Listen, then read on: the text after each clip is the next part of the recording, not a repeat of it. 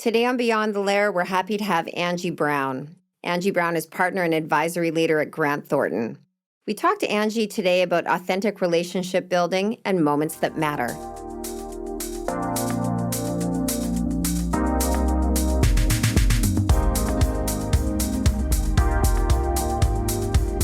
Hello, Angie. Thank you so much for being on our first podcast ever, Beyond the Lair. And as we talked about, it is your first podcast ever as well.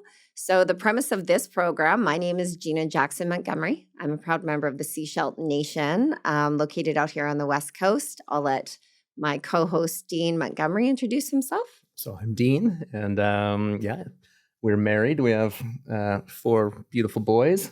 And we live out here. I'm originally Métis from Saskatchewan, and but lived out west for a long time.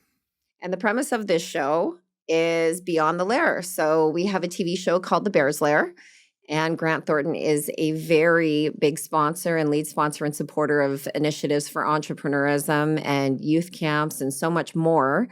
But really the premise of this show is to talk about Indigenous entrepreneurs that are making a social impact and difference in community, but also on the other side of the coin, talking to organizations and people that lead these organizations or teams of these organizations that are making a social impact or a difference in community, whether it's working with at the economic development corporations, whether it's working for chief and council, or actually just working with important entrepreneurs to get them to the next level and provide some guidance.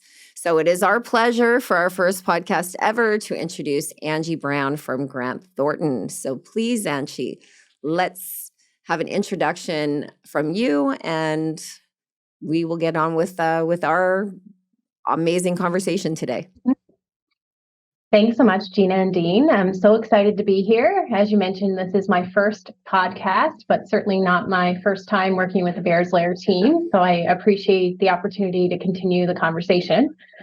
Maybe by way of a bit of an introduction, my name is Angie Brown, and I'm a partner at Grant Thornton. I physically live in Newfoundland and Labrador, but cover a variety of different teams across the country for our firm. And a little bit about the reason why I'm so excited to be here today is that I spend a portion of my year every year supporting Indigenous entrepreneurs and communities all across the country. And it really is a big part of my why. Great. Well, living in Labrador, that's one of the places where Newfoundland and Labrador, Dean and I have never been. Can you describe what it's like living there? Did you grow up there? What is your experience? So I physically live in Torbay, Newfoundland, which is pretty close to St. John's. Grew up on the island, but frequently visit Labrador because many of my clients are located in Labrador. And when I was a child, my father actually went to Labrador for 6 months every year. So definitely has a special place in my heart. It's a fairly remote northern community in terms of a climate. So Labrador has really cold winters, but pretty warm summers. It's not quite as wet as it is here in St. John's, but such a beautiful place to visit. So if you've ever spent any time in our northern communities across the country, you'd be pretty accustomed to what it looks like in Labrador this time of the year anyway. Yeah. Do you know where Pakashipi is? No, I don't. Okay. It's in lower North Shore, Quebec, but we have a team member from the Bears Lair that lives there. So we hear all the great stories of what they do, getting around, snowmobiling, the hunting, the fishing. Amazing. Yeah, they have the snowmobile highway. Yeah, they get to hockey games. Yeah, hockey games for 100 kilometers away on snowmobile. Sounds amazing. That's right. We also have a few fly in, fly out only communities in Labrador. So all kinds of different modes of transportation. We have to go. Yeah, we definitely. And then the time zone really makes a difference because you are 4 hours ahead of everybody for 6 months of the year, and then you are 3 hours ahead of everybody for another 6 months of the year. Is that correct? Sort of. So Newfoundland and Labrador actually has 2 time zones. So on the island portion of the province in Newfoundland, I'm an extra half an hour ahead of you guys. But in Labrador, most of Labrador anyway, is on the Atlantic time zone. I love it when I go to Toronto for anything because all of my work is done by noon and it's only 9 o'clock on the West Coast. So it really is getting for work productivity is very good. How did you get into the career that you're into right now? I know that when we discussed, when we've talked in our times before, you mentioned that your career started out with a vision of doing something else. And then how did you get into working with an organization like Grant Thornton? I'd say it was a bit of a happy accident. That's probably the best way to describe it. So I actually started university in the science faculty and had big dreams of becoming a veterinarian. Those dreams got waitlisted a couple of times, and I had an amazing academic advisor who had the foresight of telling me to make sure I always have options available to me if things don't go according to my plans. So one of the options I explored was having a career in business. And in going through that journey, I did have an honor of being able to do one of my work terms at Grant Thornton. And really, that work term is what changed it for me. The firm really created an environment of learning, and the partners here at Grant Thornton, in a lot of ways, believed in me before I believed in myself, and it felt like home. So after that first work term, I really seriously started looking into a career as a CPA. And I realized that it was quite a bit different than what I thought on paper it was going to be. I thought it was a lot of number crunching, but it really was focused on relationships, getting to know our clients, really spending time understanding how their businesses worked and what was important to them. And that made me feel really fulfilled each day. So I chose a career in accounting, and I've been with the firm ever since. Isn't that so true about all business, right? It doesn't matter what you're doing. It really is, the connection you have with the people. It's amazing. That's right. And I know that Grant Thornton, and with your position as well, how many team members do you have that you've created, and relationship building with Indigenous communities, with governance and different organizations? How is it that when we talk about authentic consultation, when we talk about relationship building and reaching out to communities, how do you go about doing it with your team, and what is the messaging that comes across? Sure. So maybe I'll start high level. So the firm approaches all of its relationships through the spirit of learning and through building a trusting relationship first. So it's all about building that trust up front, regardless of whether or not we're talking to a colleague, a community where we volunteer, or a potential client or an existing client of the firm. So we really are driven by fostering a relationship that's built on creating moments that matter and a trusting relationship. When we're working with Indigenous communities or Indigenous-owned businesses, we really start the process the same, but it looks slightly different.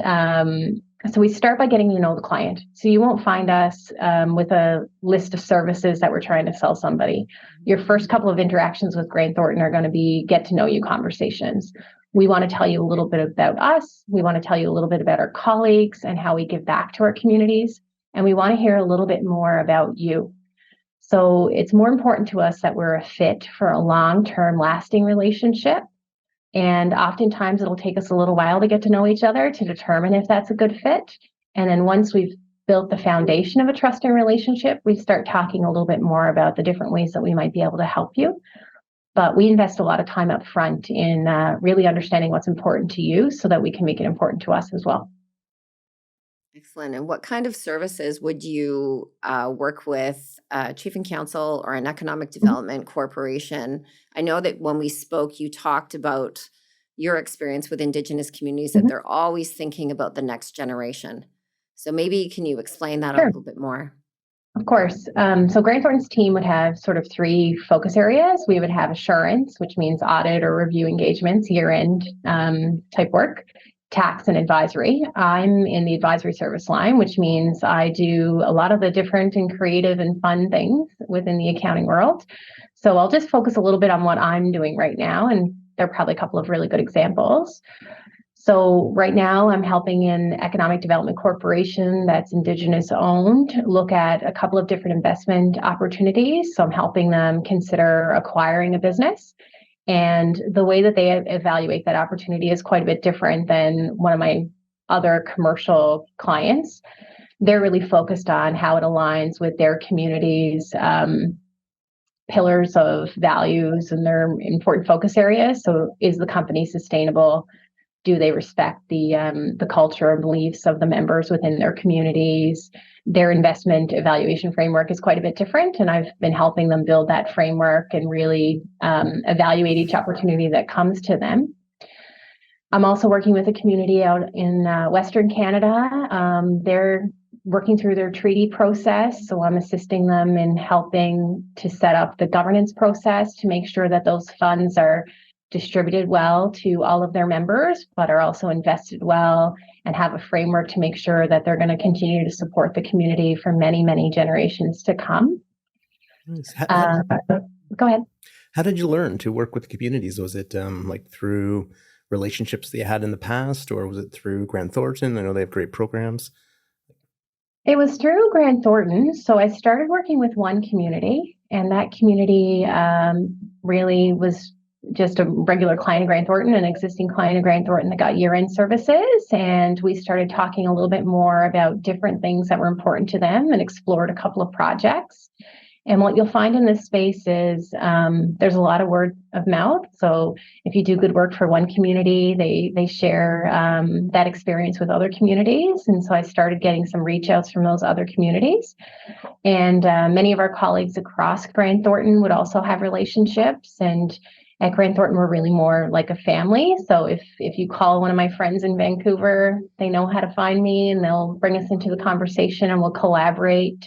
So you'll have a local team member that's supporting the initiative, but we'll have subject matter experts from across the country that are helping out as well. And once you've done 2 or 3 projects, it kind of builds its own little reputation and legacy, and more folks reach out. Yeah, it really is like that. I know with working with Tara on the Bears Lair, that she was just amazing. Like, so kind, so natural. Absolutely. It actually shocked people. I know that there's always this perception of when you're an accountant that it's kind of dry and a little bit boring and it's all numbers and what have you. And it's not that way at all. And in respect of legacy positions. So I know we talk about entrepreneurism when we talk about governance and chief and counsel. What are some of the jobs that would be of interest to people that want to get into working with your field, that not exactly are a number of people that want to develop relationships, particularly an indigenous workforce? What are some of the opportunities in respect of a starting position, and then where you can go with this? So I think a career as a professional consultant or a professional accountant can start from a bunch of different ways. So if you have an interest and an appetite, maybe you start on an internship or a co-op type arrangement to learn a little bit more about the organization. At Grant Thornton, we would rotate colleagues through different areas of the business. So you might work internally for us in marketing or communication or on our operations team. Or you might support our external client service. So like myself, working in advisory, we've got consulting practices. There's a whole bunch of different ways that you could contribute. But I would really just suggest reaching out and exploring, talking a little bit more about what interests you. And I'm 100% certain that there'd be a fit within sort of the professional accounting realm for that. Not all of our colleagues are accountants. Yeah. So that's not a barrier to entry at all. And I know that corporate culture is extremely important with Grant Thornton. Can you maybe explain that, how you recognize September 30th, if there's any kind of initiatives that you promote throughout your community of Grant Thornton with your workers that can connect them to the Indigenous space, even if there's not that Indigenous interaction? Right. So I think at Grant Thornton, we try to meet all of our colleagues where they are in their own personal learning journey on this topic. So if you're just getting started, we have a learning platform that specifically has a channel devoted to truth and reconciliation and Indigenous cultures and history. And you can work down through that channel at your own pace. If you're a little bit further ahead in your journey and you want to take it to a deeper level, we also invite some of our clients to share our CEO's blog posts. One of my clients this year actually created a really impactful post for September 30th that focused on his own story. And the shame that he felt for many years when he had to deny his own heritage. And he was really vulnerable and honest with our team in sharing that story. We've also had guest speakers on our firm-wide update calls so that every single one of our colleagues can hear a little bit more about different communities across the country and continue their learnings. And I guess if you want to go beyond the learning piece, our Grant Thornton Foundation and all of our community committees across the country would focus on giving back with financial donations, but also with the gifts of time. So you can spend some time working with communities or working in some of the not-for-profits that support those communities, friendship centers, to really just invest time in getting to know what's important to them. Yeah, I think Gina and I talk about that a lot. It's thinking that's probably the most gratifying thing that we do over the years with some of the great companies that we've worked with. Maybe you can tell Angie a little bit about Eric and what he does every single day for his update to all of his clients. Oh yeah, I have a good friend of mine. We went to school together in Ottawa and Carleton. Anyways, we each day he just sends a update on the markets. It's really casual. Started writing it. Talking, where gold's at or what the markets are doing or what the reason is. And a lot of it, you learn every day doing it. But I think mainly what you get is this relationship that you build and it keeps on spreading. He's done it for 25 years straight. And I think he sends out 300 emails a year. And not an informational, he's so funny and he's relatable and connective. So, and that's the industry that he's in.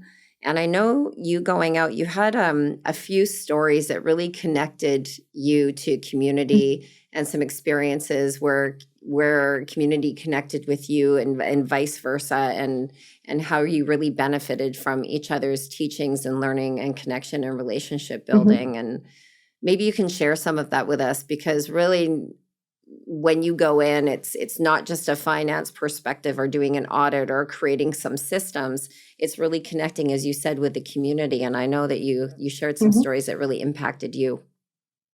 Sure. So maybe I'll start with an AGM that I went to this past year. So I was doing some work for a friendship center here in Newfoundland and Labrador. And I was invited to their AGM. And really, they wanted me to be available to answer any questions on their financial statements, which I was more than happy to do. But the real gift to me from that meeting was that I got to participate in their entire AGM. And their AGM event starts with recognizing some of their cultural traditions. So there are several different communities that are served by that friendship center, and each community has their own traditions. So I was welcomed with open arms, and I was allowed to observe or participate in however I felt comfortable. And in that meeting, I actually was able to bring a more junior member of our team, so someone who hadn't had the chance to present financial statements before, and she was able to join and was given an opportunity to speak. But the entire conversation was focused on how their organization makes their members feel welcome and how they made the Grant Thornton team feel welcome. And at the end of the meeting, we broke for lunch, and I had several members from the audience come up and give us each a hug or a greeting and talk about how we gave a really emotional presentation of a set of numbers, and they could really feel how aligned we were in purpose in terms of being focused on supporting our colleagues well, making sure everyone we interact with has a wonderful experience. And I've got to be honest, there are very few times I'm in a room presenting a set of statements where someone gives me a hug and there are tears, but it really, really felt amazing. Well, that's great. For you, Gina and I were talking about, we haven't done a lot of work in the East before. We've been there. We worked with communities basically from Quebec West quite a lot for the past 20 years or so. But what communities are you working with? Mi'kmaq? Is it Cree, Ojibwe? What do you find? Like, maybe paint us a little picture of what it's like for you. A variety of different communities. There isn't a specific group that we focus on. So my colleagues all across Atlantic Canada would work with most of the communities in Atlantic Canada. And then across the firm, we work with many different communities. So I wouldn't say we're focused on a particular lineage or collective history, if that makes sense. Yep, great. And I mean, there is such a variety, right? There's Inuit as well, and Métis, and it's a place that I know we said we have to get out there and go enjoy ourselves. I know we travel all over. So in our previous life, which is still our life, working for renewables and having our own businesses and lifelong entrepreneurs, we've traveled to about 200 different communities. And particularly, we go and we facilitate kids' camps all over Canada. There are so many different protocols when you go into a community, whether it's burning sage or whether it's getting smudged or when an elder speaks, is it because you're the oldest elder or is it because you're a knowledge keeper? Do you stand? How do you navigate your way around different protocols and do you, just making sure that you're respectful in all ways, because everybody has their own protocols and they have their own way of inviting people in. And maybe tell us a little bit about your fly in and fly out. Sure, absolutely. So I think it depends on the particular community that you're visiting, but I always am mindful of the fact that I have a job to do in terms of educating myself before I visit a community, but that doesn't take the place of just asking the question. So I'm not usually flying into a community where I don't know anyone within the community. I've got somebody that I've met on Zoom or I've had some phone calls with where I can just call. And because I've built a trusting relationship with them, I can say, I've never been to your community before. I know that practices are different and they vary. Can you just talk to me a little bit about what I should expect and what your team expects from me when I arrive? And most community members love talking about their history and their culture and what they enjoy doing. So then I let them speak and I listen and I learn. And I go into the community with an open mind. So in a couple of weeks' time, I'm actually flying into a community in Nunavut. And my first experience in that community, when I stepped off the plane, I didn't know what to expect. But a member of their senior leadership team was actually the person who picked me up at the airport. And they made sure that I had a home-cooked meal. And they drove me around the community and showed me around and pointed out some kind of key things and practices that were happening around me. So just asking lots of questions and listening as much as you can, more often listening than talking, and trying to build on that experience every time you come back and visit. Excellent. What is the most unique food you've ever tried that you didn't think you would ever try?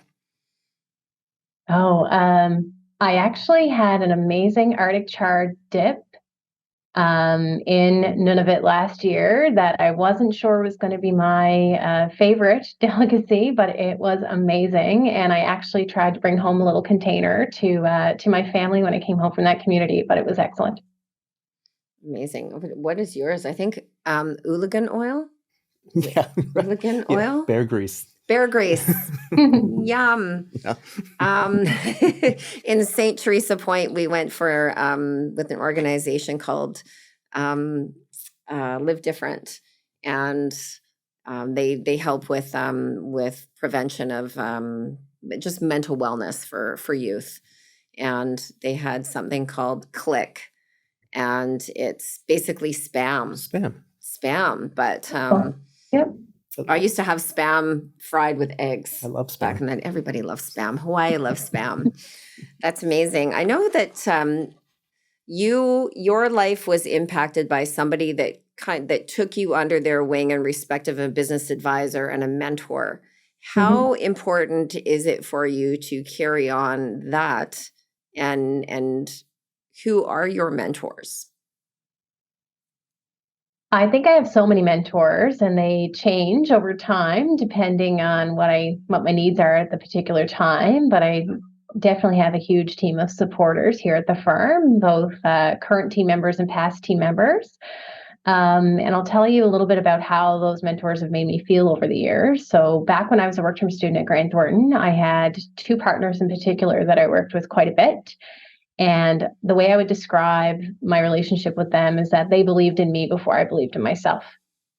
And so one of those partners who's retired from the firm now, he spent many, many years telling me over and over and over how exceptional I was. And when you hear it 100 times, you start to believe it a little bit. And I take the way that he made me feel with me every single day. So if I'm visiting a community, I want the moments I'm spending with that community to really be moments that matter. I want them to be able to look back on those moments and to think about how I made them feel, not what I told them or not what I taught them or the presentation I gave. I want them to remember how I made them feel. And that's not just for our clients, that's for any of the communities that I volunteer with, any not-for-profits that I touch, any of our colleagues. From the moment that I meet them, I want them to know that I really, truly care about them. And I want to spend time with them. And I want to make sure that I'm giving them value in every single one of our interactions. And that really is my guiding compass. And it's a big part of the purpose and the why at our firm. And it's why I choose to spend my career at Grant Thornton. Nice. We have a mentor, one of my mentors, and is a gentleman by the name of Chief Gibby Jacob. He's a hereditary chief from the Squamish Nation. And we have met many proponents that have come into vet when I was working for the Squamish Nation. And he's so lovely. And he said something really profound that really stuck with Dean and I. And he said, there was a gentleman that was talking about his construction company and just some really nice casual conversation. And he said, Chief Gibby, do you want me to tell you what I do now? And Chief Gibby said, no, I don't know anything about construction. I want you to tell me why you do it.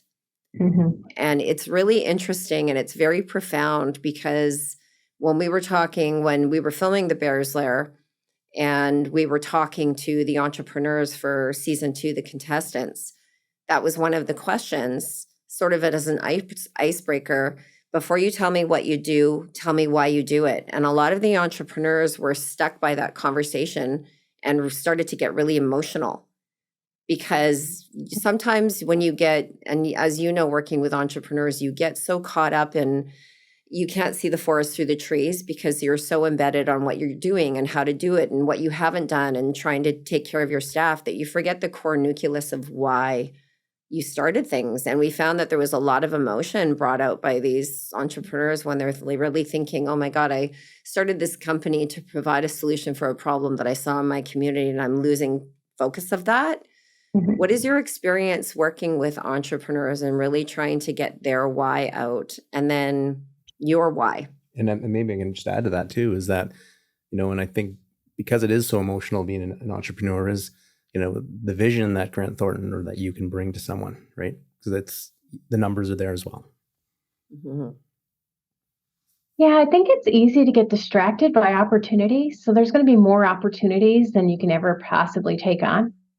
And really having a process to course correct and focus on your why and what you're all about is important.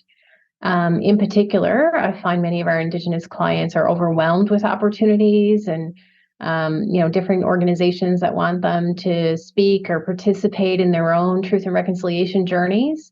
So the opportunities are endless. It's being careful and calculated in which opportunities you choose to take on is what I spend a lot of time coaching folks on. So even for my own business, so when I'm building a team within the Grant Thornton business, I constantly need to remind myself of my why. And I've got a little placemat on my desk off to the right of me where I read my why every single day. Because come 3:00, I'm going to forget the why for a second and I'm going to get distracted by an opportunity. So just being laser focused with intention on your purpose and making sure that that purpose and that why is aligned to how you're choosing to spend your day every single day is really important. Nice. And what is your why? What do you look over at and what is your why? Yeah. Sure, I can. So it builds on Grant Thornton's purpose. So Grant Thornton's purpose is all about creating clients, colleagues, and communities that thrive. And I've taken that and I've turned it into my own little why. So I've said, okay, if I agree with that purpose, why do I choose to spend my life advancing that purpose? And for me, the why is something that I alluded to a little bit earlier in our conversation, but it's about creating those moments that matter. So I want our receptionist at the front desk to have a moment with me that matters because that creates an experience for a colleague that's thriving. And I want the client who called me this morning to be greeted with warmth and authenticity because that creates a moment that matters for them. And when our colleagues come in, when they're just like me and they were work-term students and they're eager to learn, I want them to know that I believe in them before they even believe in themselves. So it's all centered around that theme of creating moments that matter for each of the folks that I touch and the different roles that I play at the firm. And I think that is very much aligned with Grant Thornton's purpose of creating experiences, of having clients, colleagues, and communities that thrive. Nice. No, I'm emotional. Yeah. So nice. Very. You know what? There's so many things that we're going to be getting out of conversations with experts in their field and people and moments that matter, I think is such a beautiful takeaway from this, because I always say, when you get into your late 40s or 50s, or kind of your why years, what am I leaving behind? What legacy am I leaving? What kind of purpose am I contributing to the world right now? Am I a consumable? Am I just taking, or how can I give back? And it really is special to hear people like yourself that represent such a great organization that are making a difference. And how do you find that you relate? Do you find that entrepreneurs, and I know that people get, on particular Indigenous entrepreneurs, get overwhelmed by opportunity. What do you think is the most common businesses that are in your field right now with entrepreneurs? Do you find that it's more technology based? Do you think it's more service based? Do you think that it's more of a manufacturing of developing new innovations? That is a really good question. I might need to think about it for a second. I think predominantly what's coming across my desk is more service based. Lots of, hotels and restaurants and some Indigenous owned consulting firms. So I've helped set up a couple of consultants to have their own business and their own branding.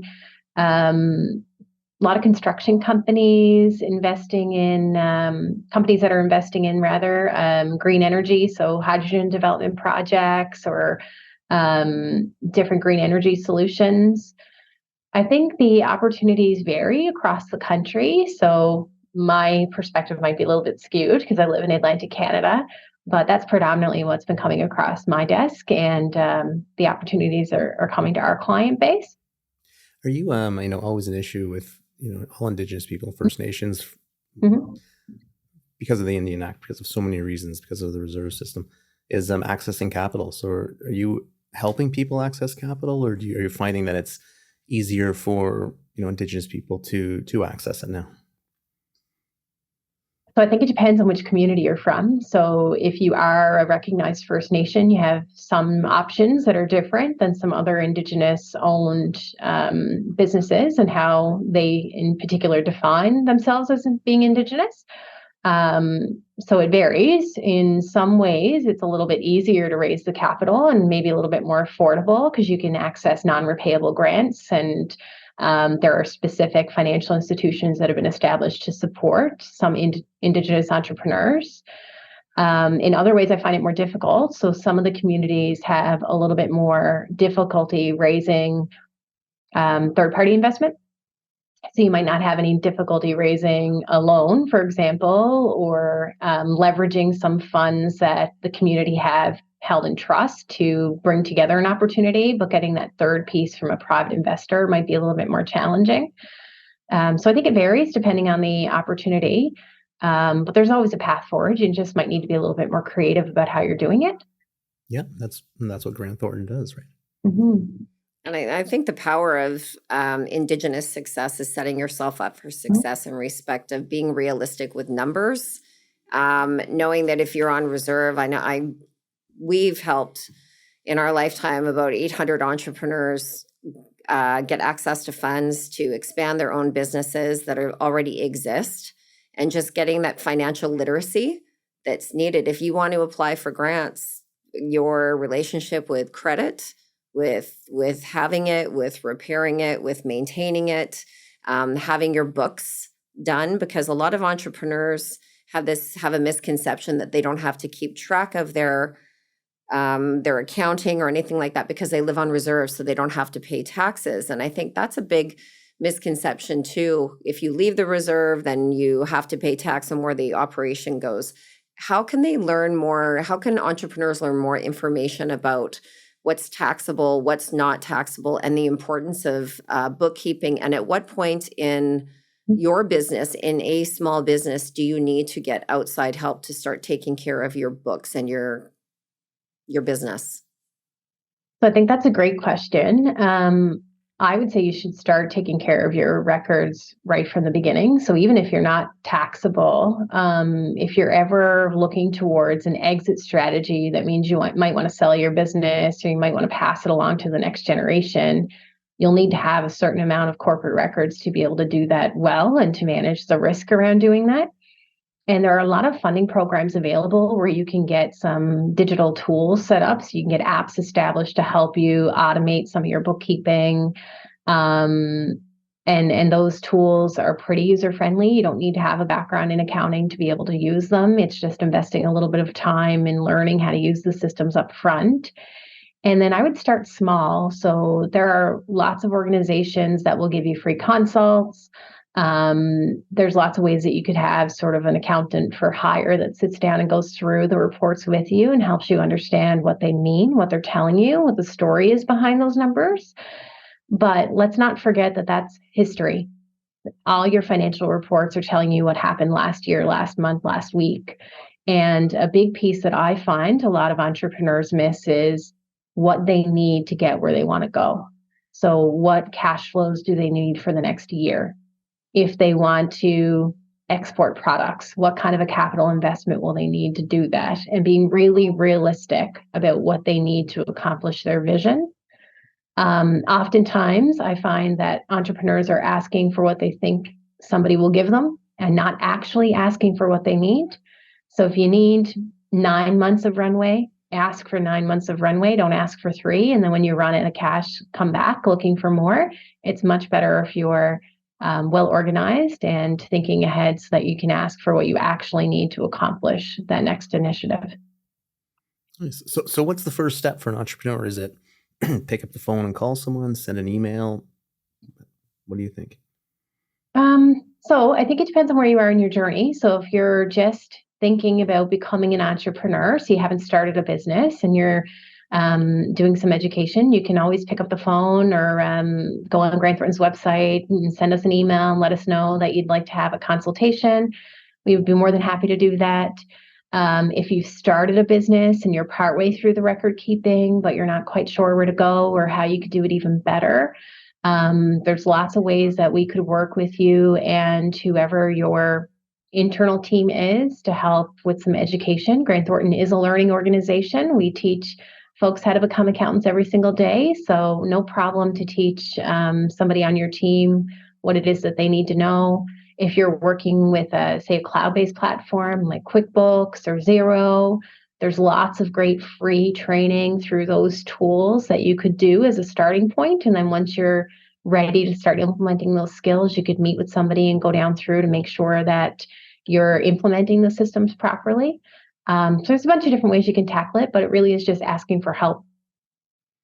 Exactly. And I think a lot of there's so many barriers when it comes to finances with business. And as I mentioned, helping 800 people with businesses, helping with different business plans to apply for money. You're really good at what you're really good at. So for example, carving or jewelry making, or whether it's catering or what have you, I'm still the person that literally has, when we go to kids camps, every receipt goes into a Ziploc bag and then it gets given to somebody because it's not my strong point. And to be able to really flourish as a business and what your gifts are and what you're good at.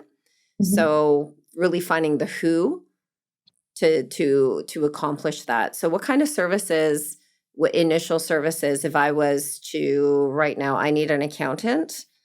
And I think the misconception is Grant Thornton's so big that you deal with only corporate, you only deal with dev corps, you only deal with chief and counsel, et cetera. And the first instinct would be to go with look Google somewhere around your house, a local accountant, et cetera. But knowing that you can go to an organization like Grant Thornton and be customized, because maybe you can talk about that how every entrepreneur is different, and then how Grant Thornton can customize those services, and that they're affordable, and that it's doable from even a very small company to a growing company. Yeah, absolutely. So I think every situation is different, just like you said, Gina. And we've got a variety of different delivery models. So I would start by asking how we can help you, and then we would come up with a path forward. And that might be working with an existing account that you have. So a sole practitioner in your local community who's doing a great job, but now maybe you need a little bit more specialty service offering. So we can complement a service that you already have. Or if you need a full suite of offerings from Grant Thornton, we can absolutely design a solution that will work for you within your budget. So part of it might be you availing of a tool, like a cloud-based accounting software. And maybe you're using somebody on your own team to put some of the information in there. And our role is helping you interpret that information, or assisting with the business plan for the financing application, or evaluating an opportunity that you're looking to acquire, doing some tax planning for your eventual exit from the company. All those things can be customized to meet your circumstance. So I wouldn't assume that we're too big, or we're not taking on companies like yours or entrepreneurs like yourself. I would just reach out, have the conversation, figure out if it's a fit. And I promise you, we'll be honest with you if it's not a fit, but we'll also suggest a solution for where you might be able to go to get exactly what you need. Well, I know you have a wonderful person that works with you, Pamela Nair, and she works within the marketing department. And she mentioned that after this podcast that people can contact her directly through Grant Thornton, and to get some information, you can contact us at info@bearslairtv.com, and we can get more information about that. Now, I guess a question about you, how do you balance everything? I know that you really are strategic about public speaking and your keynotes and your platforms and your panels, and how you represent not only a woman in business, but a mother of two, husband, and your travel, et cetera. So how do you create that balance, and how do you choose what initiatives that you support and that you speak about? So I definitely don't have the balance right all the time. I think it's a little bit more like a seesaw than a perfectly balanced act most days. But I do my best. And most of the times it's about asking for help. So I've got an amazing support system here at the firm, but also at home with a supportive family. But so I'm really intentional, like I mentioned earlier today, about focusing on my why. And so if at work, I've got a finite number of hours to give to my career because I want to get to those hockey games that my son's playing in, or those figure skating competitions that my daughter's participating in this weekend. I pick the things that really touch my heart. And if they happen to be aligned with my career, that's even better. And so times like today, I'm choosing to spend time with you both and to talk about Indigenous communities and our Indigenous entrepreneurs, because honestly, it makes me feel amazing when I go home and I got to spend that day working with a community that's going to create impact for many generations. And if that's how I can use my professional skills at the firm, it definitely makes me feel like a little bit of a superhero. Nice. Yeah, we can relate to that for sure. And I love it. One of my things that I'm going to remember forever is moments that matter. And I really love how you shared with us your why and what you do, and a little highlight into who you are with Grant Thornton and what an amazing company it is. I know that we're absolutely thrilled to have that brand association and affiliation. Where do you see yourself in the next 10 years? I don't know if that's even possible for me to imagine at this point. I like to have big, audacious goals. So 10 years out, I just want to do more of this, to be completely honest. And I think it'll be completely different than anything I imagined, because 15 years ago when I joined the firm full time, I wouldn't have ever possibly dreamt that I'd be working with folks like yourself and supporting a podcast and a television production that supports entrepreneurs all across Canada. But it's taught me that if you dream big, anything's possible. So I have no idea where I'm going to be in 10 years. It'll still be on the Grant Thornton team. And I'm sure we're going to be accomplishing great things and creating more of those moments that matter. But what those moments look like, I have no idea. Nice. We know we'll be heading out there sometime to do a youth camp. So what time of year do we come? Definitely in the summer. Come in the summer to do a youth camp. But if you're coming personally, visit in the winter and do one of the amazing Skidoo trips up north. Amazing. Any last words for our audience? Any great words of sparkle and inspiration to leave with our entrepreneur audience, to leave with our Indigenous audience, and to our non-Indigenous audience that are reaching out and listening with us today? So I think I would tell everyone that's listening that you can do it. Whatever it is, whatever dream you have, you can accomplish it. Ask for help and believe in yourself even before you really truly believe in yourself, because anything is possible. And with the right team to support you, you can get through that without feeling like you're alone. Amazing. Thank you, Angie Brown. You are a great individual. These moments do matter. And we really appreciate your time with us today and hope to see you again in our podcast series. We have so much more to talk about and just so appreciate you for being on our first podcast. And you are on your first podcast. So yay us. Yeah, thank you so much for the time together today. It really felt amazing. Appreciate it. Great. Thanks, Angie. Thank you. Thanks so much for tuning into Beyond the Lair. Follow us, download our episodes, follow us on our socials, Bears Lair TV on Instagram, Facebook, LinkedIn, and TikTok. Until next time, live your dream, find your purpose.